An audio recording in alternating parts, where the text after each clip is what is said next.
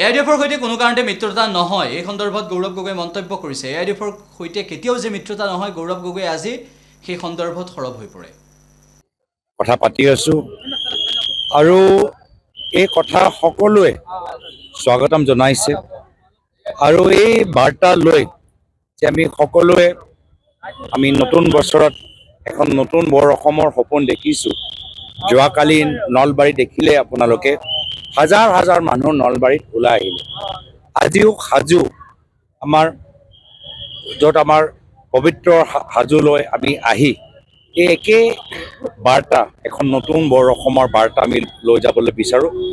যি বৰ অসমৰ ভিতৰত আমাৰ সমাজ প্ৰগতিশীল হৈ থাকিব, কৰ্মশীল হৈ থাকিব, সমৃদ্ধিশীল হৈ থাকিব আৰু আমাৰ মাজত বিভেদৰ হিংসা ঘৃণাৰ বাতাবৰণটো শেষ হ'ব, অহংকাৰ শেষ হ'ব, সকলোৱে সন্মান সহকাৰে জীয়াই থাকিব পাৰে।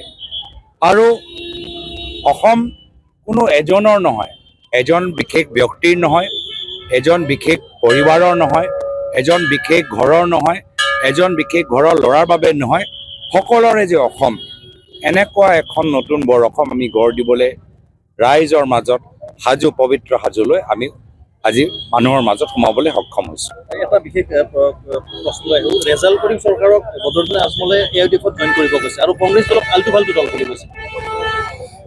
মানে মই আজমল চাহাব ডাঙৰীয়াৰ ওপৰত মই এটাহে কথা আগতেই ক'লোঁ, আজিও ক'লোঁ, কৈ আছোঁ যে যদি এই ধৰণৰ বক্তৃতা দি যদি ভাবে যে কংগ্ৰেছ দল এআইডিএফ লগত মিত্ৰতা কৰিব বা মিত্ৰতা কৰিবলৈ বাধ্য হ'ব, এটা ভুল ধাৰণা।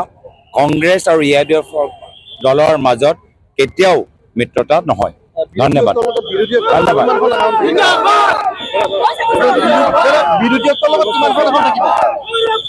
মিডিয়া আগত কম নেকি কওকচোন।